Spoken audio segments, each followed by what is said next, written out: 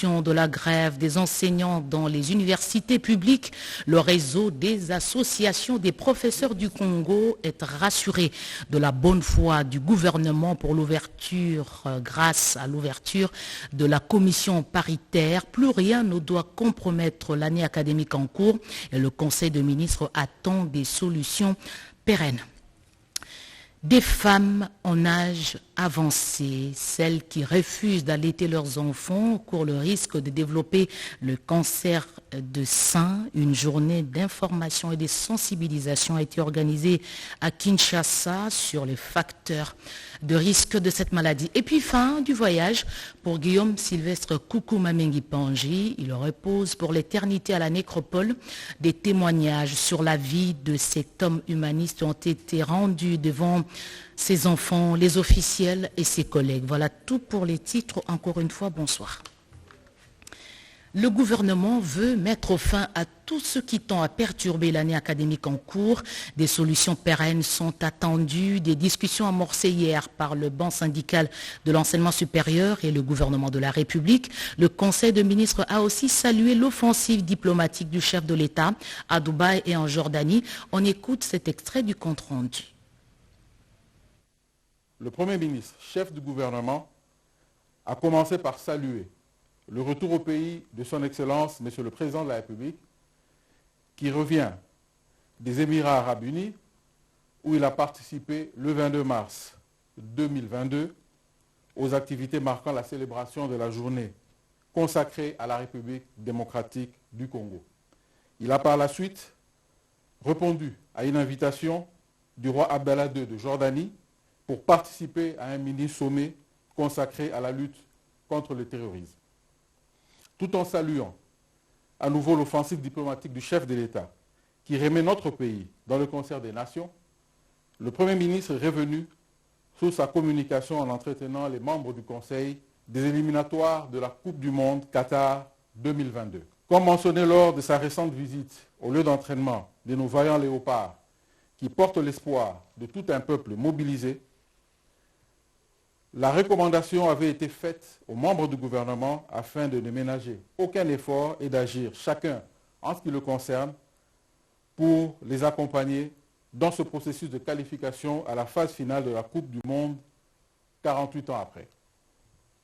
Conformément à la recommandation du président de la République, le gouvernement de la République a pris pour sa part toutes les dispositions utiles pour assurer les meilleures conditions en vue d'une victoire, a rassuré le Premier ministre, chef du gouvernement. De la commission paritaire, gouvernement, banc syndical de l'enseignement supérieur et universitaire. Saluons le lancement effectif des travaux de cette commission paritaire, ce vendredi 25 mars 2022, le Premier ministre a indiqué que cela s'inscrit dans le cadre du dialogue permanent en vue d'assurer une année académique apaisée. Il s'est dit confiant qu'au terme de ces travaux, des solutions idoines et pérennes seront trouvées et que plus rien ne pourra compromettre le bon déroulement de l'année académique 2021-2022. Justement, fin de la grève dans les universités publiques, les travaux de la commission paritaire gouvernement syndicat de l'enseignement supérieur ont été lancés hier par le vice-premier ministre, ministre de la fonction publique, Jean-Pierre Liao. Le réseau des associations des enseignants du Congo a fait cette déclaration. Georges Frédéric Ndibou. Le réseau des associations des professeurs des universités du Congo est satisfait du démarrage des travaux de la commission paritaire gouvernement banc syndical longtemps attendu. Le RAPUCO confirme la suspension de leur grève telle qu'indiquée dans le protocole d'accord signé depuis le 14 février 2022. Propos tenus ce vendredi 25 mars 2022 par le professeur Rodolphe Liolo, coordonnateur du RAPUCO, au terme de la cérémonie d'ouverture officielle des travaux. Nous avons suspendu la grève. La grève était suspendue. Le gouvernement manifeste maintenant sa bonne foi. Nous osons croire que cette bonne foi est réelle. Nous osons croire qu'on est peut-être dans les bons maintenant. Nous croyons que les choses vont aller comme on l'a prévu par le vice-premier ministre. Dimanche, les gens qui vont participer à ces travaux de la commission paritaire vont aller à Bibois. Et lundi, les travaux proprement dits vont commencer. C'est un grand jour pour nous, pour les SU, pour la recherche scientifique, parce que maintenant on concrétise ce que nous avons consigné dans nos différents protocoles d'accord. Cette cérémonie a été présidée par le vice-premier ministre, ministre de la fonction publique, délégué du Premier ministre, chef du gouvernement. Il était accompagné des ministres de l'enseignement supérieur et universitaire, de la recherche scientifique, de la vice-ministre des Finances et du ministre d'État en charge du budget. C'est l'hôtel du gouvernement qui a servi de cadre à cette cérémonie. Autre chose, Modeste Bahati invite tous les élus du regroupement AFDCA à la discipline lors de l'élection de gouverneurs et vice-gouverneurs annoncée pour avril prochain. Le président du Sénat a livré ce message au cours d'une rencontre. Sandra Niangui. Profitant de la présence à Kinshasa des députés provinciaux de son regroupement politique AFDCA, l'autorité morale Modeste Bahati Lukwebo a partagé un repas avec ses élus, histoire de renforcer les liens avec ses camarades qui sont en contact permanent avec la base. L'occasion a été aussi propice pour certains de ces élus d'établir le contact physique avec les autres dirigeants du regroupement au niveau national. La présidente nationale intérimaire de l'FDCA, Marie-Jacqueline Rumbukazang, a saisi cette occasion pour exhorter les députés provinciaux au travail ardu afin de quintupler le nombre d'élus dans toutes les assemblées délibérantes lors des prochaines échéances électorales. Intervenant à cette occasion, Modeste Bahati Lukwebo a rendu grâce à Dieu Tout-Puissant pour avoir accordé une bonne santé au président de la République, Félix Antoine Tshisekedi Tshilombo, le candidat de la FDCA à l'élection présidentielle de 2023. Il a en outre invité les députés provinciaux à la discipline et au respect des orientations de l'Union sacrée lors de l'élection de gouverneur prévue au mois d'avril prochain. Nous voulons que l'exemple vienne de la FDC et arrive. Et donc, lorsque les tickets seront publiés, automatiquement, ceux de l'ordre qui avaient exprimé de bon droit leurs ambitions vont se ranger parce que c'est la discipline qui fait la force des partis politiques. Comme on le dit, la discipline fait la force des armées. C'est pareil dans toute organisation. À noter que lors des élections de 2018, la FDC a obtenu 70 députés provinciaux repartis dans toutes les provinces de la RDC.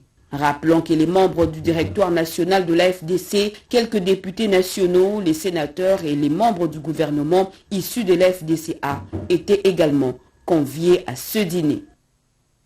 Au Grand Équateur, le contrôle doit être rigoureux sur l'affectation des fonds alloués au programme de développement des 145 territoires. Les élus provinciaux de cet espace étaient autour de Sangouma Temongondé. Il est deuxième vice-président du Sénat. Robert Ndaïchi-Sensé. L'initiative du deuxième vice-président du Sénat, professeur Sangouma Temongondé Mossai, de réunir les présidents et les députés provinciaux des 5 provinces du Grand Équateur est très appréciée. Ce samedi 26 mars 2022, à la suite de leur participation au séminaire d'appropriation du programme de développement local de 145 territoires, initiative personnelle du président de la République, Félix Antoine Tshisekedi Tshilombo, les députés provinciaux des 5 provinces que compose le Grand Équateur ont été reçus par le deuxième vice-président du Sénat, Dr Sangouma Temongondé Mossai, leader incontestable du Grand Équateur. Ce qui m'a plus impressionné, c'est le fait pour lui de nous prêcher l'unité. Parce que vous savez, sans l'unité, on ne parlera plus du développement. Parce que ce qu'il a fait aujourd'hui, ça doit servir d'exemple aux autres qui nous ont fui, qui ne se font même pas voir. Mais lui a pris quand même ce courage-là de nous unir. Vraiment, j'en suis très content et je lui demande de continuer de cette manière-là. L'unité favorise le développement, la paix et la sécurité. D'où cet appel lancé à Sangouma Temongondé Mossai en sa qualité de pasteur d'œuvrer pour l'unité du Grand Équateur. Très attentif aux doléances des députés provinciaux allant de non-paiement des émoluments et au manque des infrastructures, Sangouma Mossai, doublé de sa casquette de pasteur, est allé droit au but. Le programme de 145 territoires réussira dans le Grand Équateur, car il y aura un contrôle rigoureux autour de l'affectation de fonds alloués à ce programme. Tellement satisfait dans le sens que nous sommes là à leur service et nous devons récolter ce qui est de leurs préoccupations et aussi amener ça sous forme d'un rapport approprié à l'essence qui peut au moins donner solution à cela. L'unité est seulement le socle qui doit au moins booster le développement de notre espace Grand Équateur et j'en suis sûr que nous y tiendrons au bout. Il a appelé le fils et filles du Grand Équateur de se préparer sérieusement pour réserver un accueil chaleureux au président de la République attendu dans le prochain jour dans le Grand Équateur. Un partenariat d'avenir entre l'école de guerre de Kinshasa et l'université de Lubumbashi, le programme des enseignements compte intégrer des questions de sécurité. Une matinée scientifique a été organisée dans la capitale cuprifère.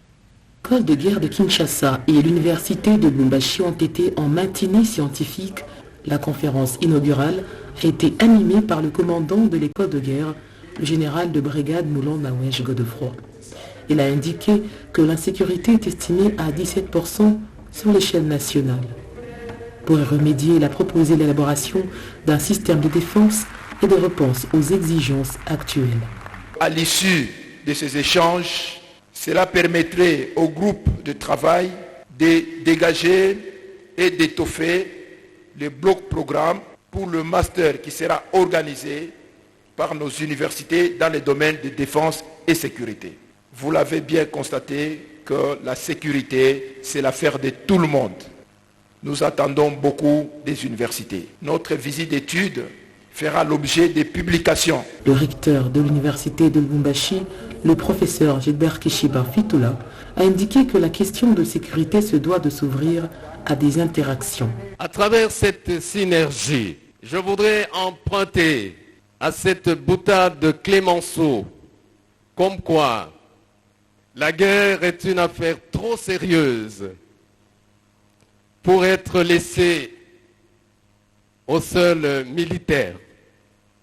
Vous avez raison donc d'emmener l'armée vers ici pour nous inviter à vous rejoindre là où vous êtes. Nous saluons la présence et l'apport de chacun d'entre nous en attendant la mise en commun de ces mêmes apports pour que nous puissions avoir des résolutions qui portent loin l'ambition de la RDC à devenir émergent à partir des ressources qui sont ici présentes dans cette salle.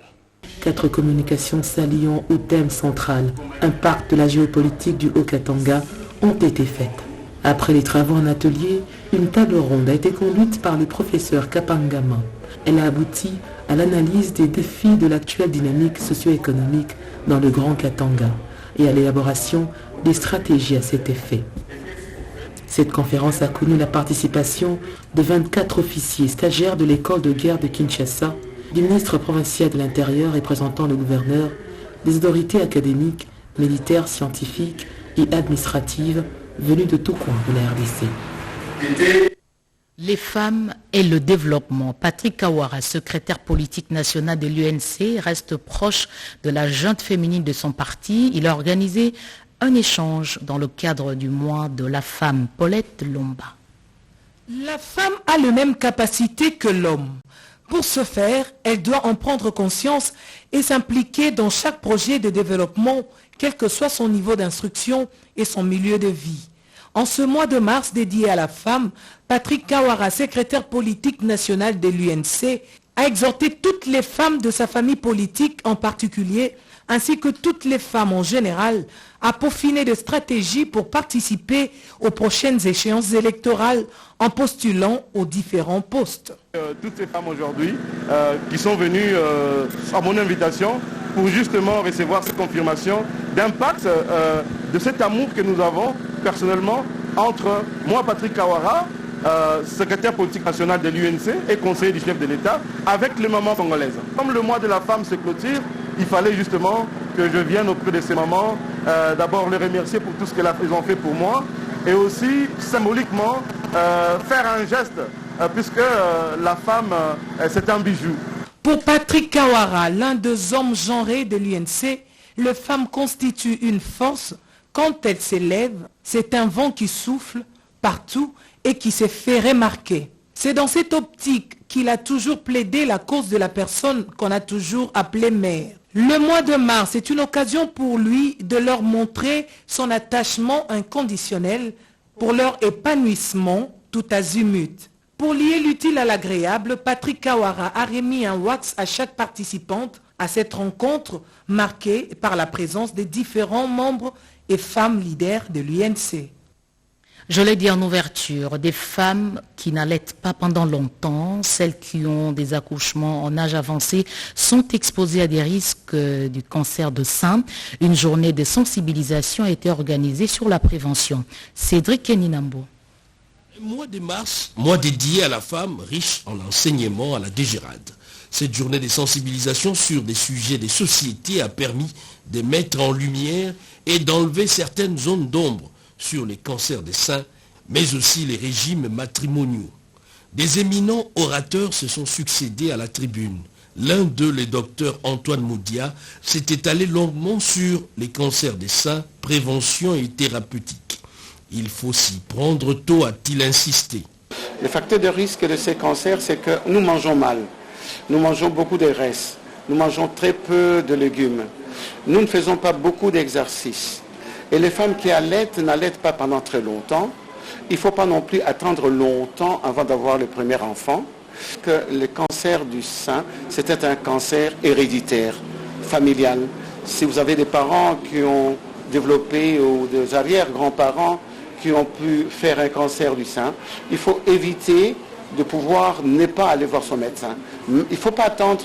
La représentante de l'ASBEL DSF, Bodissa Moudi, elle, est revenue sur une notion de droit essentiel, un peu oubliée, la succession et régimes matrimoniaux en droit congolais.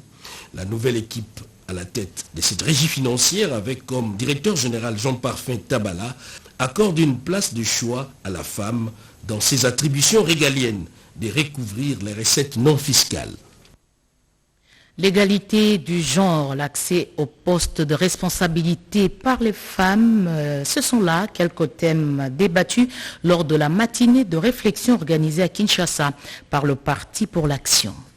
L'égalité des sexes et l'avancement de toutes les femmes et filles, la masculinité positive dans un contexte de changement climatique, la promotion de l'autonomisation des femmes et des filles, autant des sujets développés à la matinée organisée par le PA, Parti pour l'Action de Trifon Kinkemulumba. La présidente de la Ligue des femmes, Christine Kalati, circonscrit cet événement. Pour nous, c'était une opportunité de pouvoir booster les femmes, de pouvoir inciter la femme à plus d'engagement politique par rapport au développement de notre pays. Sans représentation, il n'y a pas d'influence. Si la femme veut lutter efficacement contre les inégalités, si la femme veut contribuer valablement à la lutte contre les réchauffements climatiques, eh bien la femme doit être là où ça se décide. Et ce n'est pas fini, ce n'est pas que Kinshasa qui sera bénéficiaire d'une telle activité. Prochainement, nous serons dans les provinces pour plus d'engagement encore des femmes dans la prise des décisions et des ambitions pour pouvoir postuler à tous les échelons. Nous avons eu autant d'activités dans nos cellules et dans des provinces pour dire aux mamans, réveillez-vous, cette affaire vous concerne. Cette conférence débat assortie de scénettes de sensibilisation a connu la participation de plusieurs personnalités politiques, notamment du Dr Steve Massey, président national, et de plusieurs autres personnalités venues de différents horizons. Les nouvelles du Congo profond, la route Mungwalu pour l'économie Konituri. C'est fait, les travaux de réhabilitation du tronçon Iga-Barrière-Mungwalu dans le territoire de Djougou ont été lancés pour le général Johnny Luboya-Nkashama, gouverneur de cette province. Cette voie va aider à réduire le délai d'intervention des troupes au front. Pour les usagers de la route Iga-Barrière-Mungwalu, en étant des délabrements, les travaux de réhabilitation de cet axe routier long d'environ 60 km lancés par les gouverneurs militaires de l'Ituri à Iga-Barrière, situé à plus ou moins 25 km au nord de Bunia. À travers ces lancements, le lieutenant général Luboya-Nkashama Johnny matérialise ainsi la promesse faite par la première dame de la RDC lors de son récent séjour en Ituri, de quoi réjouir les usagers. L'ingénieur de l'entreprise orientale ORC chargé d'exécution explique À quoi vont consister ces travaux financés par le gouvernement central? La réhabilitation de ces tronçons va faciliter les opérations militaires en réduisant les délais d'intervention, en plus de son utilité économique, indique le gouverneur militaire de l'Ituri. En créant des travaux ici comme nous sommes en train de créer, en facilitant accès au centre d'intérêt, Mungwalu c'est un pôle économique qui peut récupérer beaucoup de jeunes. Si cette route est fluide, la jeunesse pourra se projeter à Mungwalu.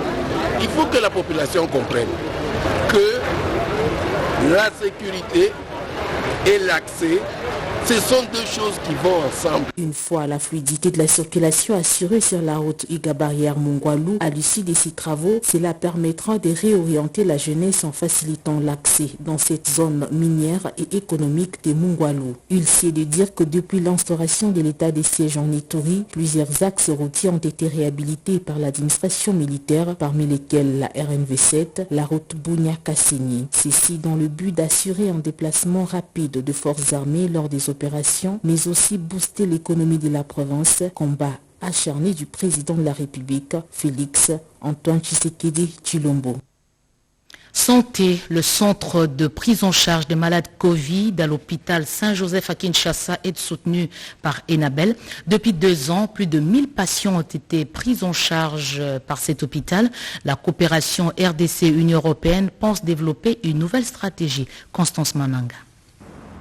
Depuis l'avènement de la pandémie de Covid-19 en RDC, l'hôpital Saint-Joseph, l'une des structures de prise en charge de cette maladie dans la ville de Kinshasa, bénéficie de l'appui de l'Union européenne à travers les projets renforcement des capacités exécutés par l'Agence belge de développement ENABEL. Ceci en réponse à l'appel du gouvernement congolais pour le financement et la mise en œuvre des actions du plan national de riposte à coronavirus. Ces centres de traitement Covid-19 couvrent une grande partie de la ville, surtout dans sa partie est, composée majoritairement d'une population démunie.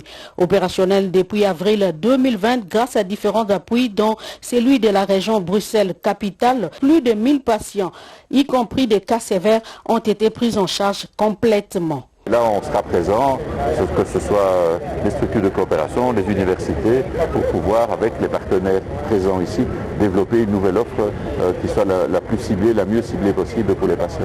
La visite de la délégation de la région de Bruxelles-Capitale à l'hôpital Saint-Joseph s'inscrit dans la continuité de l'appui de ENABEL, qui s'élève à près de 225 000 €. Ce qui réjouit les médecins directeurs de ces centres qui parlent de plusieurs projets mis en place avec ENABEL, mais aussi en collaboration avec l'hôpital Erasme de Bruxelles. Cet appui consiste en grande partie en la fourniture de médicaments de prise en charge de comorbidité, des équipements de protection individuelle ainsi que d'autres matériels et intrants nécessaires à l'hygiène hospitalière. Santé à l'industrialisation, les besoins de la RDC en termes d'énergie étaient au centre des échanges scientifiques organisés par le corps d'élite scientifique du parti présidentiel, l'UDPS. Les participants recommandent à l'État congolais d'introduire d'autres sources d'énergie pour développer les territoires du pays. Alain Bikaï. Les potentialités hydroélectriques qui regorgent la République démocratique du Congo ne suffisent pas pour qu'elle aspire à l'émergence. C'est le constat scientifique du professeur Jean-Marie Béakamba, vice-doyen à la faculté de Polytechnique de l'Université de Kinshasa et cadre de l'IDPS. Dans son intervention à la 4e journée de la matinée scientifique des corps de l'élite scientifique de l'IDPS, ce professeur recommande à la République d'introduire de nouvelles sources d'énergie pour son industrialisation. On n'a pas suffisamment d'énergie pour pouvoir développer la RDC, pour pouvoir industrialiser. Ce qui fait que finalement, on a besoin d'introduire de nouvelles sources d'énergie si on veut arriver au niveau de l'Afrique du Sud. Ça peut être le nucléaire, ça peut être le pétrole, ça peut être les gaz. Si on veut être développé, au moins émergent, on n'a pas suffisamment d'énergie électrique à exporter. On n'en a pas du tout. Pour les coordonnateurs nationaux de cette structure spécialisée de l'IDPS, le docteur Soft Mukuna, toutes ces réflexions doivent être implémentées dans les projets de développement de ces 45 territoires. Nous sommes appelés à former les autres parce qu'on nous appelle élite et nous-mêmes nous devons avoir de la matière pour former les autres, pour aider les chefs de l'État surtout que c'est dans le souci de celui qui gère les partis, le secrétaire général Augustin Kabouya, afin que tout le monde puisse s'approprier de ces projets de développement des 145 territoires. Cette série de matinées scientifiques s'inscrit dans le cadre de la mobilisation des intelligences congolaises pour participer à la réussite de ces projets. Les valeurs du leadership féminin, les femmes membres du RCD ont été armées sur ces notions au cours d'une matinée organisée à Kinshasa. Christine Lenzo, Nathalie Bouledi, Simon Kankolongo. Les femmes cadres du Rassemblement congolais pour la démocratie RCD étaient au siège de leur parti où elles ont été à l'école de ces partis chers à Azaria Sourou-Bérois pour suivre une formation sur l'engagement politique, c'est pour l'intérêt de la population. Ces femmes ont été édifiées sur les valeurs du leadership féminin défendues par leur parti. Selon la consultante en genre, Faïda Mwangiloa, la femme politique doit se battre pour l'intérêt de la population et non pour ses propres intérêts. Le thème du mois de mars a été aussi expliqué par l'intervenante tout en demandant à ses interlocutrices d'être des femmes exemplaires, celles qui œuvrent pour le bien de la population et non pour leurs propres intérêts. L'expert en genre Faïda Mwangiloa était relayé par deux cadres du RCD, Maître Didine Kena et Maître Hubert Effolé, secrétaire général du RCD. Une matinée très pragmatique pour encourager les femmes leaders à être autonomes. L'essentiel, c'était vraiment de parler des droits de la femme, mais évidemment, parmi ces droits de la femme, il y a aussi celui de la représentativité de la femme dans la scène politique et aussi celui du vote de lois qui vont dans le sens d'élaguer ces différences-là. Il faut, vous savez, beaucoup d'évolutions législatives pour que les femmes soient réellement représentées au sein de notre société. Vous savez sans doute combien la coutume chez nous défavorise la femme et donc il faut vraiment un coup de pouce législatif pour qu'on espère arriver à cette égalité-là entre l'homme et la femme. Occasion pour quelques participants d'exprimer leur satisfaction. On est en train de valoriser la femme. On ne dit pas que la femme doit être seulement ménagère. Même si tu es ménagère, tu dois faire quelque chose, même ne dépendre pas totalement de ton mari, mais tu dois faire quelque chose pour l'avancement de votre couple, de votre foyer et pour la nation congolaise. Et pour terminer, Guillaume Koukou s'en est allé, plusieurs fois directeur des informations TV à la télévision nationale. Il nous quitte à l'âge de 69 ans. Des hommages lui ont été rendus aujourd'hui à l'esplanade du studio Maman Anguebi. Reportage de Jacques Kaboba, Mugumina Sedouga.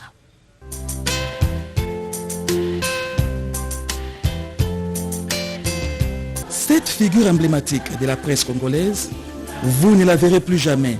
Guillaume Sylvestre Koukoumamengi Panji, c'est lui que l'on appelait affectueusement Mwana Mama. Ordinateur, vieux Guillaume, tonton Sylvie, a tiré sa révérence le 28 février dernier suite d'une courte maladie. Directeur des infos TV de la RTNC, Mwana Mama, cette maladie assassine qui vous a arraché à la vie a causé d'énormes ravages dans le cœur de votre deuxième famille, car la RTNC est notre seconde famille. Engagé en 1983, l'illustre disparu a gravi les échelons jusqu'au grade de directeur où il a travaillé à la grande satisfaction de sa hiérarchie. Un départ brutal qui chagrine la RTNC, la direction des infos TV, mais aussi votre famille biologique. Autant de professionnalisme et la gaieté dans la convivialité ont caractérisé votre passage au milieu de nous. Certains d'entre ceux qui ont côtoyé le directeur Koukou dans la vie professionnelle ou ailleurs ont tenu à lui rendre hommage par quelques témoignages émouvants où était exposée la dépouille mortelle de l'illustre disparu derrière les studios Maman Anguebi ici à l'RTNC.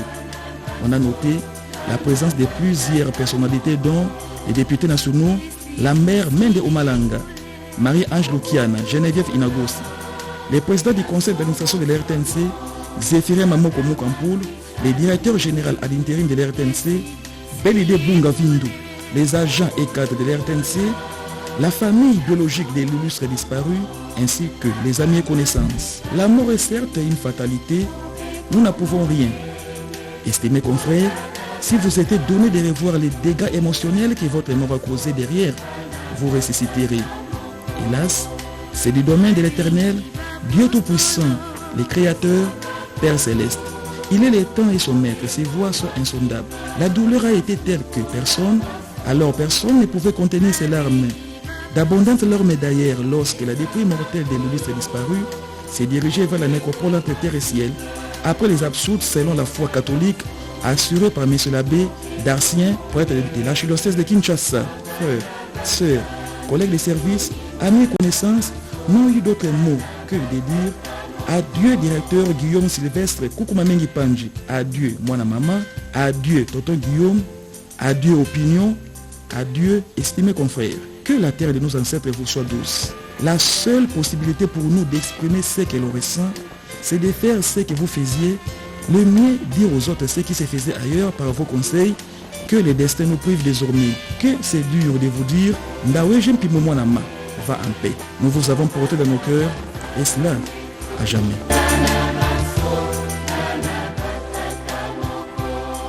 Repos éternel à l'âme de Guillaume Koukoumamengi Panji. Et pour complètement refermer cette nécrologie, le vice-premier ministre de la fonction publique Jean-Pierre Liaou, la famille Liaou, la grande famille Kanza Mboulamoko ont la profonde douleur d'annoncer aux amis et connaissances le décès inopiné de leur tante, sœur, grand-mère, mère, Madame Liaou Éléonore Émise Kanza, communément appelée Maman Monsanto, survenue à Kinshasa le lundi 21 mars 2022 à 17h à l'hôpital du Cinquantenaire de suite d'une courte maladie. Le programme des obsèques est fixé de la manière suivante. Aujourd'hui, samedi 26 mars 2022, veillée mortuaire dans la salle galerie Hugo Tanzambi, commune de Lemba référence, station Lemba Super. Et demain dimanche 27 mars 2022 à 10h, levée du corps à la morgue de l'hôpital du Cinquantenaire suivi de l'enterrement au cimetière de Nécropole 1. Le bain de consolation sera organisé toujours dans la salle galerie Hugo Tanzambi. En attendant, le deuil se tient dans la résidence familiale, 6 avenue Bangamelo, numéro 366/125 dans la commune de Lemba, référence station Super Lemba. Ce communiqué tient lieu de faire part. Ce journal est terminé. Merci de l'avoir suivi à travers le monde. Retrouvez à 23h Malumbela.